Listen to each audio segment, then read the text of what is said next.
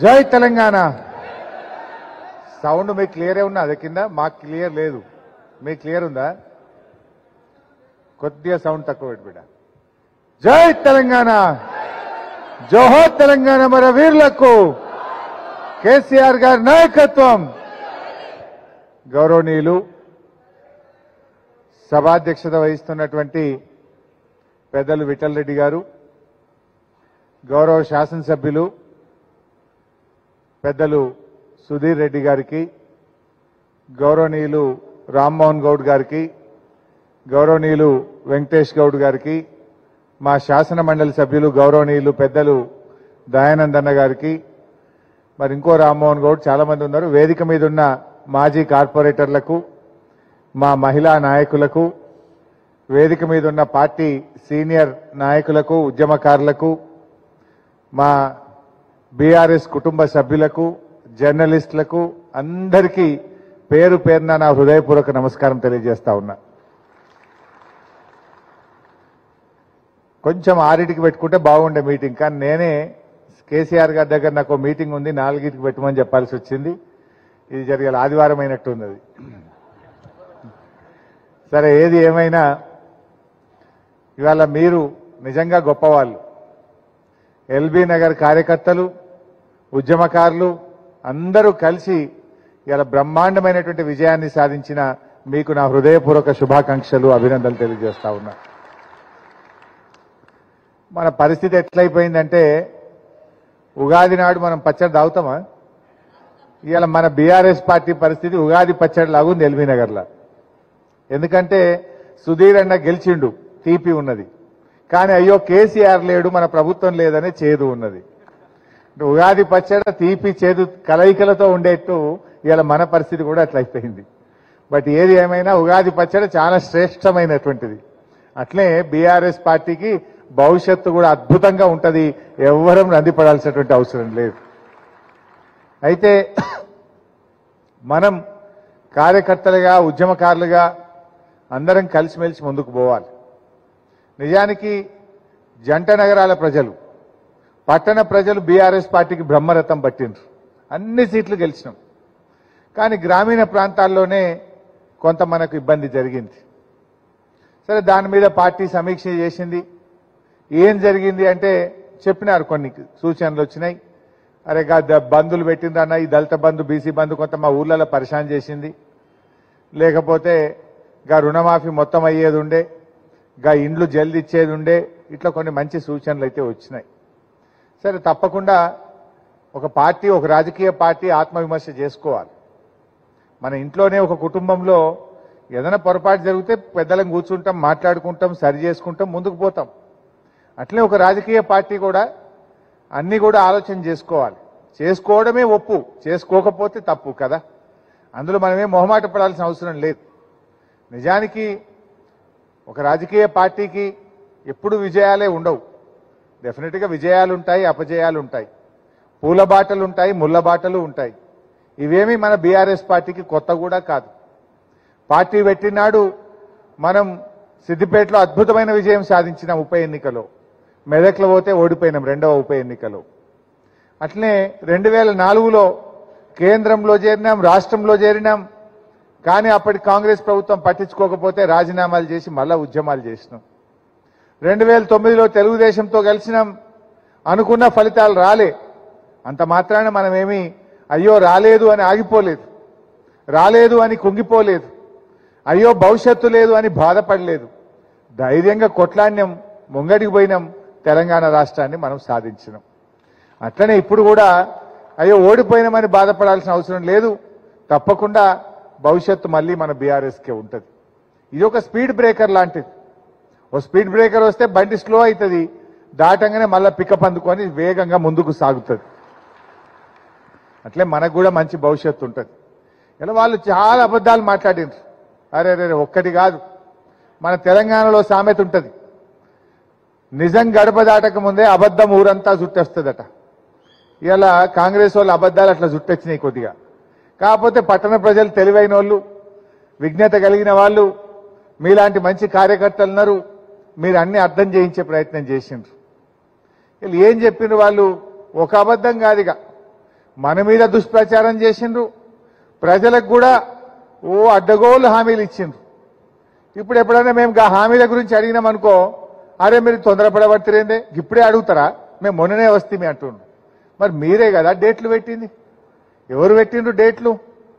Full page యాడ్లు ఇచ్చిండ్రు పేపర్లల్లా. ఎలక్షన్ల ముంగట హస్తం గుర్తుకు ఓటేయిండ్రి, ఫిబ్రవరి 1వ తారీఖు నాడు మేము గ్రూప్ 1 ఉద్యోగాలకు నోటిఫికేషన్ వేస్తామని ఫుల్ పేజ్ యాడ్లు వేసిండ్రా లేదా? మరి మొన్ననే ఫిబ్రవరి 1వ తారీఖు పోయింది. ఎక్కడున్నది గ్రూప్ 1 నోటిఫికేషన్? పాపం నమ్మి మోసం చేసిన వాళ్లకు, ఇవాళ నమ్మి ఓట్లు వేసిన వాళ్లకు మీరు మోసం చేసింది ఇవాళ కాంగ్రెస్ పార్టీ. ఎన్ని మాటలు చెప్పిండ్రు. ఒక ముసలవని పట్టుకొని అవ్వా నీ పెన్షన్ ఎంత అని అడిగిండ్రు. 2000 వస్తుంది బిడ్డ అంటే, ఇగో మళ్ళా నెల డిసెంబర్లో మా కాంగ్రెస్ వస్తుంది, మీకు 4000 పెన్షన్ ఇస్తుంది అన్నారు. డిసెంబర్ వాయే, జనవరి వాయే, ఫిబ్రవరికి వచ్చే 4000 కాదు కదా, ఉన్న 2000 కూడా దిక్కులేదు. మొన్న ఎవరో చెప్తున్నారు నిన్న పోతే నాకు, జనవరి నెలలో ఆ వృద్ధులకు, వితంతువులకు, వికలాంగులకు, ఎయిడ్స్ పేషెంట్లకు ఇచ్చేటువంటి ఆ 2000 పెన్షనే పడలేదట జనవరిలో. జనవరి నెల పెన్షన్ ఆగిపోయింది. మీరు 4000 ఇస్తామన్నారు. 4000 దేవుడేరు కానీ ఉన్న 2000 పడని పరిస్థితి వచ్చింది ఇలా కాంగ్రెస్ హయాంలో. ఆ రకంగా ఎన్ని చెప్పినారు. రైతు బంధు, అరే మేమొస్తే 15,000, బీఆర్ఎస్ వస్తే 10,000 అని చెప్పిండ్రు. మరి ఇలా మీరు వచ్చిండ్రు ఏవి 10,000? 10,000 లేవు, 15,000 లేవు, పాత 10,000 కూడా లేవు. పడుతున్నాయా రైతు బంధు? ఇవాళ రైతులందరూ కళ్ళలో ఒత్తులు వేసుకొని చూస్తున్నారు. ఇవాళ 3 ఎకరాల దాకా కూడా ఇంకా ఇప్పటికీ రైతు బంధు పడని పరిస్థితి వచ్చింది. ఈ రకంగా అనేక విషయాలు. వాటిని అమ్ముకోకుండా మేము వస్తున్నాం, రాగానే బోనస్ ఇస్తాము అని చెప్పిండ్రు. ఇక బ్యాంకులో పోయి అప్పులు తెచ్చుకోండి, డిసెంబర్ 9వ తారీఖు నాడు 2 లక్షల రూపాయలు అప్పు మాఫీ చేస్తామని చెప్పిండ్రు. మరి డిసెంబర్ 9 పోయి జనవరి 9 అయింది. జనవరి 9 పోయి రేపో మాపో ఫిబ్రవరి 9 రావట్టే. 2 లక్షల రుణమాఫీ అంటే మీరే డేట్లు పెట్టింది. ఇవాళ మేము తొందరపడతలేము. మీరు ప్రజలకు డేట్లు పెట్టి బాండ్ పేపర్లు రాసిచ్చారు. ఇంకా వీళ్ళ నమ్మకపోతే బాండ్ పేపర్ ఎవరు రాసిస్తారు? నమ్మకం కుదరకపోతే బాండ్ రాసిస్తారు, నోటరీ రాసిస్తారు. వీళ్ళు లాస్ట్కు తెలంగాణ ప్రజలకు నోటరీలు ఇచ్చిండ్రు, బాండ్ పేపర్లు ఇచ్చి ఇక మా మాట అంటే మాట అని చెప్పి ప్రజల్ని నమ్మించేటట్టు చేసి ఇవాళ మోసం చేసిన పరిస్థితి ఉంది.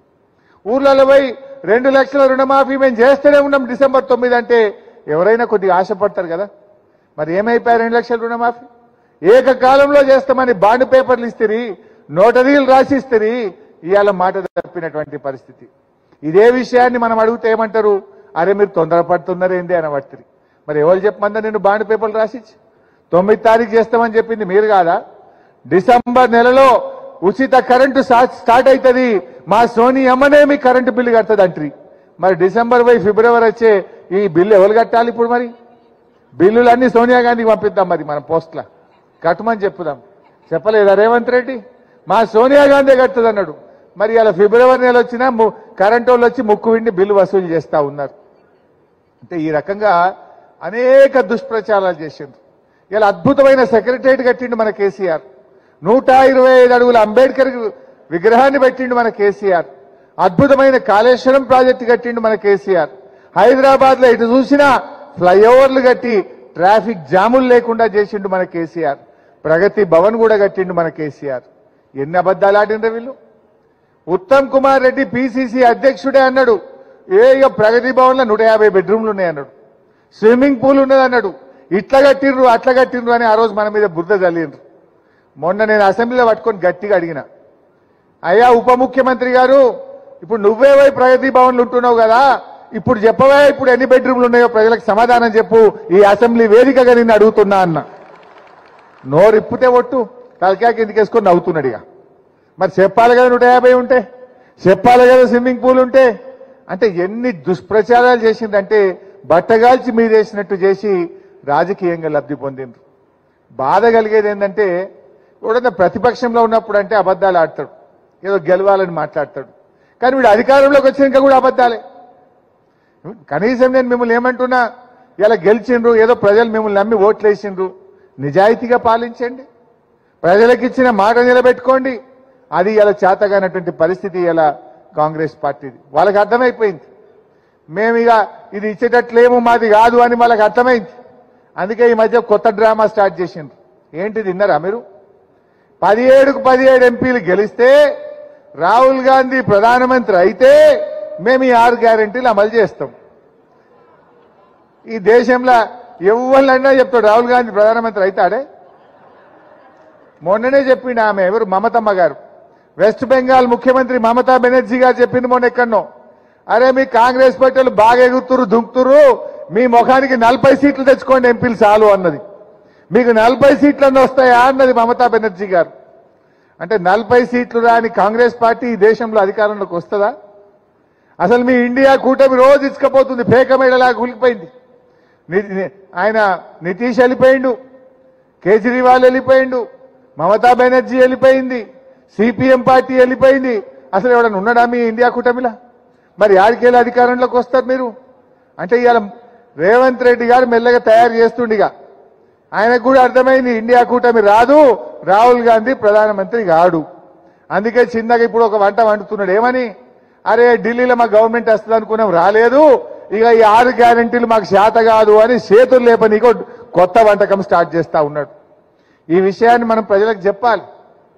నిజంగా నువ్వు ప్రజలకు ఇచ్చిన మాట నిజమైతే ఈ పార్లమెంట్ ఎన్నికల్లోపు మా అవ్వ తాతలకు 4000 పెన్షన్ ఇచ్చి నువ్వు ఓట్లు అడగాలని చెప్పి నేను డిమాండ్ చేస్తా ఉన్నా.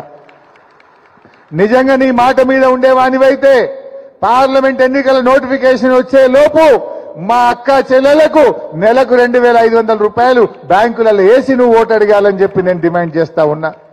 రేవంత్ రెడ్డి నిజంగా నువ్వు మాట మీద ఉండేవాడివైతే డిసెంబర్ 9 2 లక్షల రుణమాఫీ చేస్తా అన్నావు. ఆ రుణమాఫీ చేసినాకనే మా రైతుల ఓటు అడగాలని చెప్పి ఈరోజు నేను డిమాండ్ చేస్తా ఉన్నా. నీకు నిజాయితీ ఉంటే నువ్వు మాట మీద నిలబడు, కానీ అన్ని జూటా మాటలు మాట్లాడు.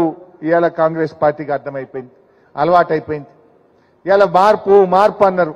ఏమైనా మార్పు వచ్చినా అదే 2 నెలల్లో వచ్చింది, కొద్దిగంత మార్పు వచ్చింది. 6 లక్షల మంది ఆటో కార్మికులను రోడ్డు మీద వేసిండ్రు. 6 లక్షల మంది ఆటో కార్మికుల జీవితాలు మాత్రం ఆగం చేసి ఇలా మార్పు అయితే తెచ్చిండ్రు మీరు.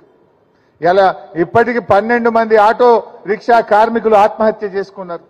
ప్రగతి భవన్ ముందు పోయి ఆటోను తగలబెట్టినటువంటి పరిస్థితి మనం టీవీలో చూస్తే బాధ కలుగుతా ఉంది.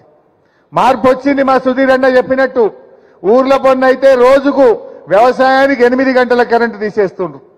పట్టణాలలో అప్రకటితమైన కరెంటు కోతలు, అర్ధగంట గంట కరెంటు పోగానే కాంగ్రెస్ వచ్చింది కరెంటు పోయింది అంటారు పబ్లిక్. ఒక స్కూల్లో అమ్మాయి అన్నదట మొన్న ఒక రోజు స్కూల్ అయితా ఉంటే 9వ తరగతి అమ్మాయి ఆయన టీచర్ పాఠం చెప్తుందట, కరెంటు పోయిందట. ఆ అమ్మాయి ధన్మన్ అన్నదట కాంగ్రెస్ వచ్చింది కరెంటు పోయింది అంటుందట. 9వ తరగతి అమ్మాయి లాస్ట్కు. ఇవాళ కరెంటు కోతలు, ఇవాళ మార్పు వచ్చింది, కరెంటు కోతల్లో మార్పు వచ్చింది. అదేవిధంగా రైతు బంధు కేసీఆర్ గారు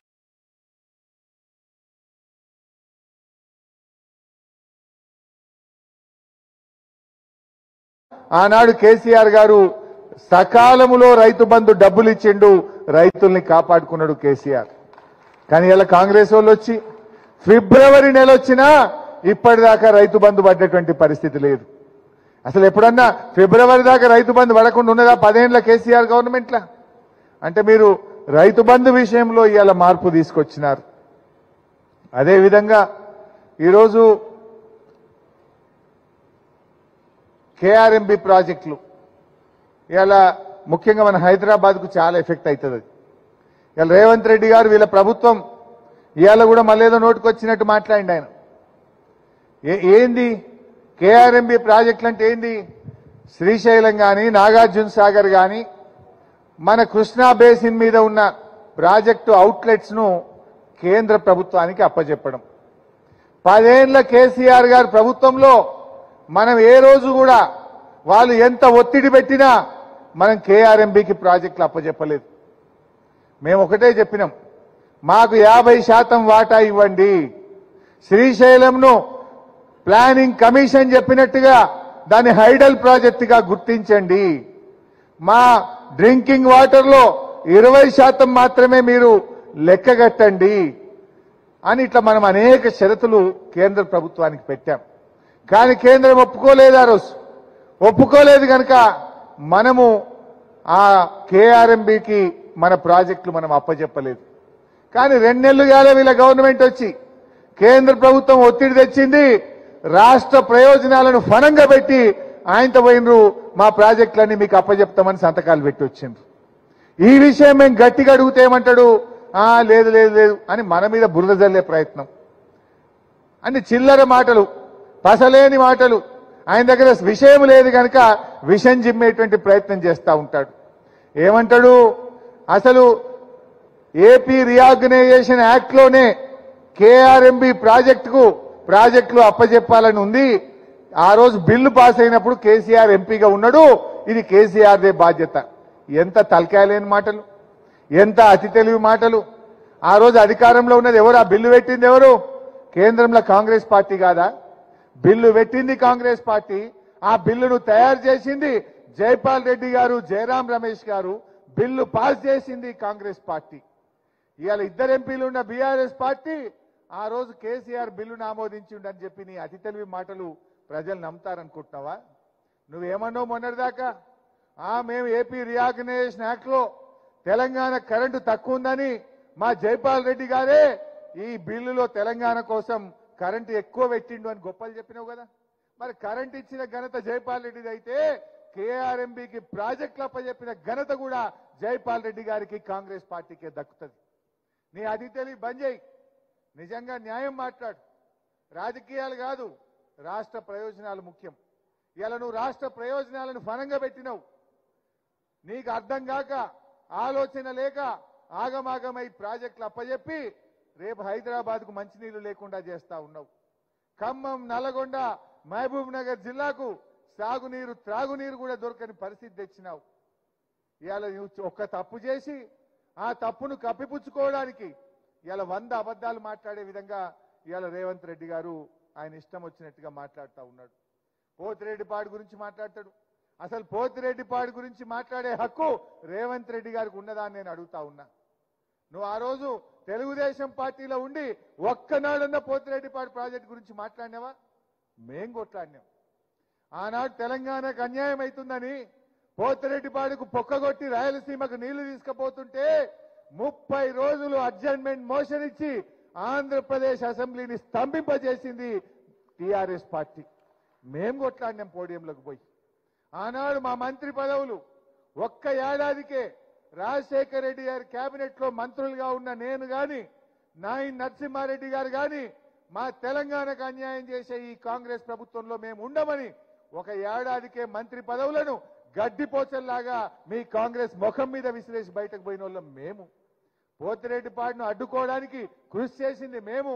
నువ్వు ఆనాడు తెలుగుదేశం పార్టీలో ఉండి పెదవులు మూసుకున్న రేవంత్ రెడ్డి నువ్వా మా గురించి విమర్శించేది? సూర్యుడి మీద ఉమ్మేస్తే నీ ముఖం మీద పట్టదన్నట్టు అది నీ మీదనే పట్టది. రేవంత్ రెడ్డి గారు ఒకసారి నీ ఈపు చూసుకో, వెనుకకు చూసుకొని మాట్లాడు అని చెప్పి నేను ఆయనను కోరుతా ఉన్నా. ఇవాళ ఏమైపోయిందంటే ఆయన పరిస్థితి ఎంతసేపు చిల్లర మాటలు, సబ్జెక్టు లేక చౌకబారి మాటలు. ఆయన ఇవాళ పొద్దున ఓ మీటింగ్ పోయిండు. వెంకయ్య నాయుడు గారికి వారికి పద్మవిభూషణ్ అవార్డు వస్తే సన్మానానికి పోయింది. ఏం చెప్పిండు వెంకయ్య నాయుడు గారు? రేవంత్ రెడ్డికి హితవు పలికిండు. రాజకీయాల్లో కొంచెం జాగ్రత్తగా మాట్లాడు, రాజకీయాల్లో హుందాతనం ఉండాలి, రాజకీయాల్లో గౌరవం పెరిగేటట్టు, ప్రతిష్ట పెరిగేటట్టు మాట్లాడాలని పొద్దుగాల చెప్పిండు. మధ్యాహ్నం వచ్చిండు సెక్రటరియట్లో మళ్ళీ అన్ని చిల్లర మాటలు మాట్లాడుతుండు, అసభ్యకరంగా మాట్లాడుతుండ్రు. అసలు చిన్నపిల్లలు ఎవరన్నా టీవీ చూస్తే రాజకీయాలంటేనే వాళ్లకు మరి అసహ్యం కలిగే విధంగా ఇవాళ ఈయన భాష ఉన్నది. నువ్వు ఇవాళ ఒక ముఖ్యమంత్రిగా ఉన్నావు, హుందాగా ఉండు, విషయం మీద మాట్లాడు, చర్చ పెట్టు అసెంబ్లీలో. ఇవాళ ఏదో అసెంబ్లీలో చర్చ పెట్ట మాట్లాడు. ఎస్ వీఆర్ రెడీ, నువ్వు ఎప్పుడు పెట్టావో పెట్టు, నీ దిమ్మదిరేటట్టు అసెంబ్లీలో సమాధానం చెప్తాం బిడ్డ. గతంలో మా కేసీఆర్ గారు ఇదే అసెంబ్లీలో పవర్ పాయింట్ ప్రజెంటేషన్ పెడితే మేం ప్రిపేర్ కాలేదని ముఖం చాటేసి పారిపోయింది నీ కాంగ్రెస్ పార్టీ. బట్ మేము అట్లా పారిపోం, నీ దిమ్మ తిరిగే సమాధానం చెప్తాం. మేము తయారుగా ఉన్నాం. నువ్వు చేసిన తప్పును తెలంగాణ ప్రజలకు అర్థమయ్యేటట్టు అసెంబ్లీ సాక్షిగా నీ సంగతి ఏందో బయట పెట్టామని చెప్పి మనం చేస్తా ఉన్నా. ఇలా వాళ్ళకి ఏమైపోయిందంటే నోటికొచ్చినట్టు మాట్లాడు. ఆనాడు ప్రతిపక్షంలో ఉంటే ఎట్లా మాట్లాడినరో ఇలా అధికారంలో ఉంటే కూడా అదే మాట్లాడుతుంది. వాళ్ళు చేయాల్సిందేంది? వాళ్ళు ప్రజలకు ఇచ్చిన హామీలు నిలబెట్టాలి. అది చేతగాక అది చేయడానికి అవకాశం లేక ఇవాళ మన మీద విరుచుకపడుతున్నటువంటి పరిస్థితి ఉంది. మీరు మాట ఇయ్యలే, డిసెంబర్లో 4,000 పెన్షన్ ఇస్తామన్నది మీరు కాదా? డిసెంబర్ 9 నాడు 2 లక్షల రుణమాఫీ చేస్తామన్నది మీరు కాదా? రాగానే 15,000 రైతు బంధు ఇస్తామని మాట తప్పింది మీరు కాదా? రాగానే వడ్లకు 500 బోనస్ ఇస్తామని మాట తప్పింది మీరు కాదా? ఇవాళ మాట తప్పింది మీరు. అది చేతగాక ఇవాళ ఏదో ఏమంటారు చూడు, ఓడలేక ఆడలేక ఓడ మధ్యలో కొట్టిందని ఒక సామెత ఉంటుంది. ఆ రకంగా ఉన్నది అలా పరిస్థితి. ఇవాళ మీరు పరిపాలన చేతగాని పరిస్థితి ఉన్నది. బట్ అందువల్ల నేను మీ అందరినీ కోరేది ఒక్కటే, పార్లమెంట్ ఎన్నికల తర్వాత అయితే ఇంకా ఆయనతో చేతులు ఎత్తాడు. మా సుధీర్ అన్న అన్నట్టు ఇప్పుడైతే రోజుకు గంట 2 గంటలు అర్ధగంట తీస్తున్నారు కరెంటు, కానీ రేపు పార్లమెంట్ తర్వాత ఆయనతో కోతలు పెట్టారు వీళ్ళు. పల్లెటూరులో పొన్న రైతులకైతే 8 గంటలు కోత పెట్టిండ్రు. మనం ప్రజలకు మనం జాగ్రత్తగా చెప్పాలి. డెఫినెట్గా ఢిల్లీలో కాంగ్రెస్ గెలిచేది లేదు. మనము ఈ మల్కాజ్గిరి ఎంపీ కూడా ఖచ్చితంగా గెలవాల్సినటువంటి అవసరం ఉంది. ఎట్టి పరిస్థితుల్లో కూడా అయ్యో ఏమవుతుందని మనం అనుకోవద్దు. మనం రేపు ఢిల్లీలో తెలంగాణ గలం విప్పాలన్నా, ఈ కాంగ్రెస్ పార్టీ మెడలు వంచాలన్నా మనం ఎంపీ సీట్ గెలవాల్సినటువంటి అవసరం ఉంది. రేపు మనకు ఎంపీ కూడా 5 కోట్ల ఫండ్స్ ఉంటాయి. మన కార్యకర్తలకు ఏదైనా చిన్న చిన్న వర్క్స్ ఉన్నా, ఏదన్నా మీరు ప్రజలకు ఇచ్చిన కమిట్మెంట్ ఉన్నా మనం చేసుకోవడానికి మనకు అవకాశం ఉంటుంది. అందువల్ల 7 ఎమ్మెల్యేలు మనమే ఉన్నాం, కానీ ఎక్కడ కూడా నిర్లక్ష్యంగా ఉండద్దు. సుధీర్ అన్న కోసం ఎంత కష్టపడ్డారో, సుధీర్ రెడ్డి గారి గెలుపు కోసం అందరూ కలిసి ఏ రకంగా మీరు ప్రయత్నం చేసిండ్రో, రేపు మల్కాజ్గిరి ఎంపీ సీట్ కోసం కూడా మనందరం కూడా కలిసి పనిచేయాల్సినటువంటి అవసరం ఉంది. ఇది మనకు చాలా ముఖ్యమైనటువంటిది, మన భవిష్యత్తు. దీని తర్వాత వెంటనే ఏమవుతుంది, మీకు లోకల్ బాడీ ఎలక్షన్లు వస్తాయి, కార్పొరేటర్ ఎన్నికలు. ఇలా ఇంకో మంచి ఉదాహరణ చెప్పి నేను ముగిస్తే ఎక్కువ టైం తీసుకోను. మనకు జిహెచ్ఎంసీ ఎన్నికల ముందు వరదలు వచ్చినాయి. వరదలు వస్తే ఏమైంది, ఇదే బీజేపీ వాళ్ళు వచ్చి మన ఎల్బీ నగర్లో మోటార్ సైకిల్ పోతే మోటార్ సైకిల్, కారు పోతే కారు, ఇల్లు పోతే ఇల్లు, గుండు పోతే గుండు, బండి పోతే బండి అన్నారు. అంటే ప్రజలు నమ్మిండ్రు, వాళ్ళకి గెలిపించిండ్రు. గెలిచినకేమైనా వచ్చింది, ఆ బండి రాలే, గుండు రాలే. తర్వాత బండకేసి కొడితే హైదరాబాద్లో ఒక్క సీటు గెలవని పరిస్థితి ఇలా బీజేపీని మీరు చూసిండ్రు. రేపు కాంగ్రెస్ వాళ్ళ కథ కూడా గంతే. ఏం చెప్పిండ్రు కాంగ్రెస్ వాళ్ళు, ఇక 2 లక్షల రుణమాఫీ, 15,000 రైతు బంధు, అక్క చెల్లెళ్లకు 2,500, 4,000 ఆసర పెన్షను, తులం బంగారము, ఇవన్నీ ఇస్తారని ఇలా ఓట్లేసిండ్రు. రేపు ఇవి రాలేదనుకో, మొన్న బీజేపీని ఎట్లా బండకేసి కొట్టినరో రేపు కాంగ్రెస్ పార్టీని కూడా అదే విధంగా బండకేసి కొట్టే రోజులు దగ్గరలోనే ఉంటాయి. అది రేపు మీ కార్పొరేట్ ఎన్నికల్లో మీకు లాభం అవుతుంది. రేపు మీరు కార్పొరేటర్లు గెలవగలుగుతారు ఈజీగా. ఇంకో ఏడాది 2 ఏళ్ల టైం ఉన్నది మనకు. అప్పటి వరకు వీళ్ళ సంగతి అంతా బయట పడదా? రేపు ఏ ముఖం పెట్టుకొని వస్తారు వీళ్ళు?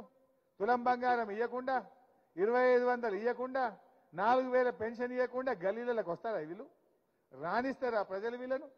ఆ రోజు కూడా ఎక్కువ దూరం ఏం లేదు. అందువల్ల భవిష్యత్తు తప్పకుండా మనకే ఉంటుంది.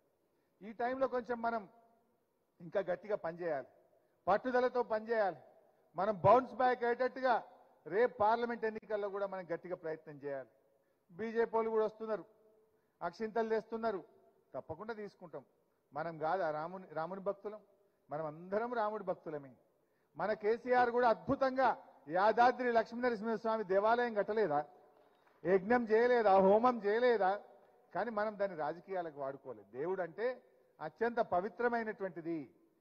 దేవుడి దగ్గర పార్టీలు ఉండవు, రాజకీయాలు ఉండయి. దేవుడు అందరికీ సమానమే. మనం కూడా దేవుడిని పూజిస్తాం, దేవాలయాలు నిర్మించాం, యజ్ఞ హోమాలు చేసినాం, కానీ ఎప్పుడు రాజకీయాలు చేయలేదు. మనం రాజకీయం డిఫరెంట్, దేవుడు అందరికీ సమానం, దేవుడు అందరివాడు. అందువల్ల మనం దేవుడి గురించి ఎప్పుడు రాజకీయాలు చేయలేం మనం. అందువల్ల మనము తప్పకుండా రాముణ్ణి పూజిస్తాం, రాముణ్ణి ఆరాధిస్తాం, కానీ అంత మాత్రాన రాజకీయాలు మాత్రం ఒప్పుకోం. డెఫినెట్గా రేపు వాళ్ళకు కూడా మనం చైతన్యం తేవాలి. రేపు ఈ రాష్ట్రం సుభిక్షంగా ఉండాలంటే, రాష్ట్ర హక్కులు కాపాడబడాలంటే, రాష్ట్ర ప్రయోజనాలు కాపాడాలంటే, ఈ కాంగ్రెస్ మెడలు వంచి హామీలు అమలు జరగాలంటే మన బీఆర్ఎస్ పార్టీ గెలవాలి అని చెప్పి మీరందరూ కూడా ప్రజల్లో ఎక్కడికక్కడ చర్చ పెట్టండి. కొంతమంది అంటుండొచ్చు, అన్నా మీరు ఢిల్లీలో మీ గవర్నమెంట్ లేదు, రాష్ట్రంలో లేదు కదా అని మాట్లాడతారు. గల్లీలు ఎవడున్నా, ఢిల్లీలో ఎవడున్నా ఈ తెలంగాణ కోసం పోరాడేటోడు బీఆర్ఎస్ ఓడే, ఈ తెలంగాణ కోసం గొంతు విప్పేటోడు బీఆర్ఎస్ ఓడే, అందుకే బీఆర్ఎస్ గెలవాలి అనే విషయాన్ని కూడా మనం వాకింగ్ లో గాని, కిట్టి పార్టీల్లో గాని, ఫంక్షన్లలో గాని, మీటింగుల్లో గాని, కాలనీ మీటింగ్ గాని, అపార్ట్మెంట్ మీటింగ్ గాని, గేటెడ్ కమ్యూనిటీ మీటింగ్ గాని అన్ని చోట్ల కూడా చర్చ పెట్టాల్సిందే. మనం గెలిస్తేనే ఈ హైదరాబాద్ భద్రంగా ఉంటది, ఈ హైదరాబాద్ అభివృద్ధి కొనసాగుతుంది, ఈ తెలంగాణ ప్రయోజనాల కోసం మనం పోరాడటం అనేటువంటి విషయాన్ని మనం గట్టిగా ప్రజల్లోకి తీసుకుపోవాలి. అందువల్ల ఎవరో ఏదో చెప్పినంత మాత్రాన మనము ఎక్కడ కూడా డీలా పడద్దు. మీరెవరు అధైర్యపడద్దు. ఏ చిన్న ఇబ్బంది వచ్చినా హైదరాబాద్లోనే మనకు కావలసినంత మంది ఎమ్మెల్యేలు ఉన్నారు, మేమందరం ఉన్నాం. ఎక్కడైనా అక్రమ కేసులు పెట్టినా, మన కార్యకర్తల్ని వేధించినా అవసరమైతే సుధీర్ అన్నకు చెప్పండి, మేమందరం కూడా వచ్చి మిమ్మల్ని కాపాడుకుంటాం, మీకు రక్షణ కవచంగా నిలుస్తాం. ఎవరం కూడా మనం వెనుకకు చూసేది లేదు. అట్లా నిజంగా వెనుకకు చూస్తే తెలంగాణ వచ్చినా అయ్యాలా? అట్లా అధైర్యపడితే ఈ రాష్ట్రం వచ్చినా మనకి ఈరోజు అది మనకు మన పార్టీ పుట్టుకలోనే లేదు. అదే పట్టుదలతో ముందుకు పోదాం. విల్ కమ్ బ్యాక్, తప్పకుండా విల్ బౌన్స్ బ్యాక్. దానికోసం అందరం కలిసికట్టుగా ముందుకు పోవాలి. మరి పార్లమెంట్ ఎన్నికల కోసం దయచేసి కార్యకర్తలు, నాయకులు ఇప్పటి నుంచే మీరు సమాయత్తం కావాలని చెప్పి కోరుకుంటూ, జై తెలంగాణ.